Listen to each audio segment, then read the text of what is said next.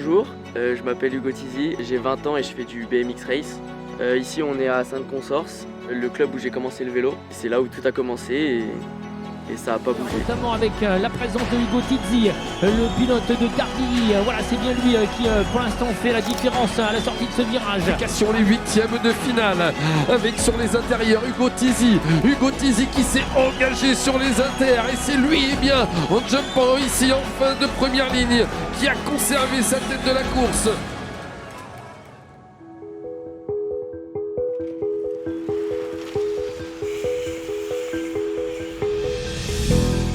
Pour ma part, personnellement, parce que ça change, pas tout le monde fait pareil, pas tout le monde a les mêmes coachs, pas tout le monde a les mêmes structures. Mais pour moi, ça serait 2 muscu par semaine. Ça varie sur plusieurs cycles. Il y a des cycles de force, ensuite il y a des cycles de puissance. Bon, je vais pas rentrer dans les détails, mais on a un programme spécifique et en rapport avec le BMX du coup. Ensuite, 2 séances de sprint, donc c'est faire des accélérations sur le plat pour travailler la vélocité et la vitesse de jambe. Et ensuite 3 voire 4 séances de BMX, donc sur la piste comme par exemple ici, en incluant dedans une séance type cardio parce qu'un tour à fond c'est fatigant. C'est important de travailler pour pas avoir mal aux jambes à la fin de la piste, quoi.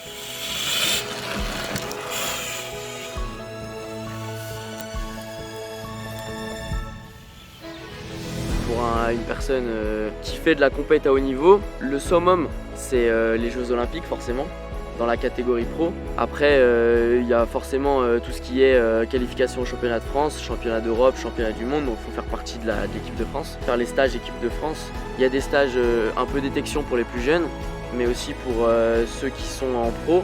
Et après ils font la sélection, le sélectionneur fait sa sélection comme au foot en fait. Mais en tout cas le summum ça reste les Jeux tous les 4 ans.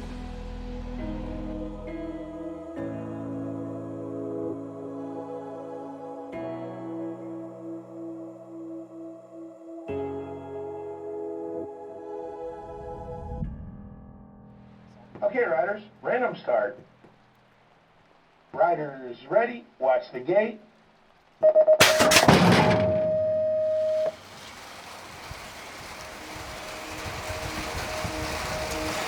Un pilote de BMX, il n'est pas trop rémunéré, c'est ça le problème dans notre sport, c'est que c'est pas très médiatisé.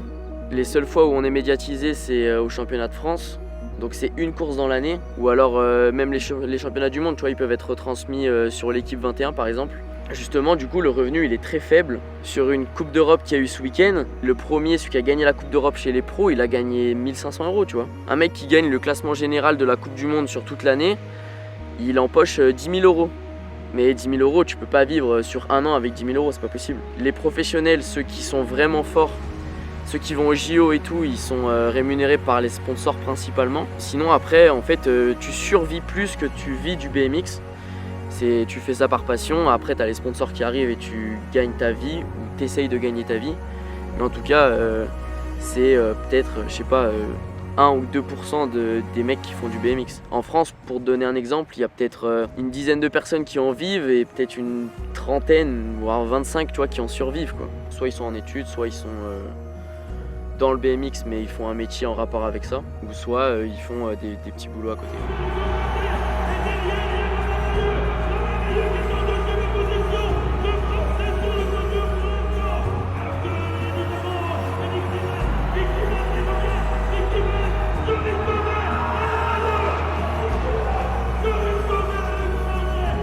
Les Français au BMX sont la plus forte nation pour moi. Je pense que ça se vaut avec les Néerlandais. Parce que les Néerlandais, ils ont le champion du monde et champion olympique en titre actuel. Mais la France est la première ou la deuxième meilleure nation. À chaque fois sur les Coupes du Monde, il y a 8 personnes en finale, donc parce que les courses elles se font par 8. Il y a minimum 3 Français, voire 4. Donc ça fait de la moitié des mecs qui vont en finale, c'est des Français, quoi. Et c'est pour ça que le niveau est aussi extrêmement relevé, tu vois. C'est super dur d'accéder aux sélections, c'est super dur d'être professionnel, parce qu'on est la meilleure nation, quoi.